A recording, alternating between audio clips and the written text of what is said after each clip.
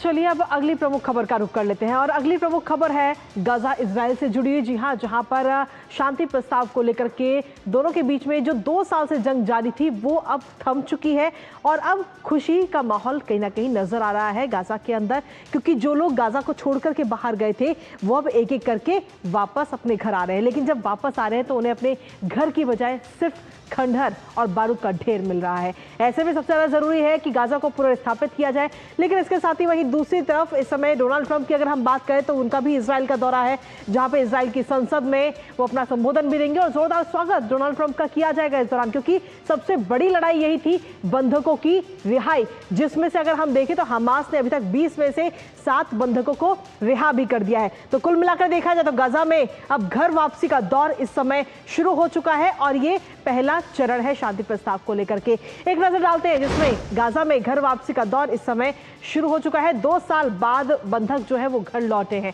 Hamas ने 7 Israeli बंधकों को रिहा कर दिया है। साथ ही रेड क्रॉस ने बंधकों को इजरायली सेना को सौंपा गया है, क्योंकि बेंजामिन नेतन्याहू लगातार शुरुआत से यही बात कह रहे हैं कि बंधकों की रिहाई की जाए और जब तक बंधकों की रिहाई नहीं होगी ये जंग नहीं रुकेगी। और अब बंधकों की रिहाई भी शुरू हो चुकी है। जल्द ही आपको बता दें कि बाकी जो जीवित बंधक हैं उनकी भी रिहाई की जाएगी। ये बात हमास की तरफ से कही गई है। कुल 20 बंधक है, 20 में से 7 की रिहाई हो चुकी है। बंधकों की रिहाई पर इजराइल में इस समय जश्न का माहौल है, क्योंकि अब जो बंधक बनाए गए थे वो अब वापस अपने घर लौटते हुए नजर आ रहे हैं। तो गाजा में घर वापसी का ये दौर देखने को मिल रहा है। फिलिस्तीनी कैदी भी रिहा किए जाएंगे। हमास 28 बंधकों के शव भी लौटाएगा। जिन बंधकों की मौत हो गई उनके भी अब वापसी की जाएगी। इसके साथ ही कुछ तस्वीरें, खास तस्वीरें आपको दिखाते हैं रिहाई के दौरान की। ये बेहद ही खास तस्वीर इस समय सामने आई हैं और ये तस्वीर इस वक्त अब हम आपको दिखा रहे हैं, जहां रिहाई के बाद में अब कहीं ना कहीं उसको पुनर्स्थापित गाजा को किया जाएगा। ये तस्वीरें हम आपको दिखा रहे हैं। लेकिन कुल मिलाकर गाजा में इस समय अगर हम देखें तो जब लोग वापस आ रहे हैं, जो बंधक है वो जब वापस आ रहे हैं, उनकी रिहाई हो रही है, तो वहां पर जश्न का भी माहौल है।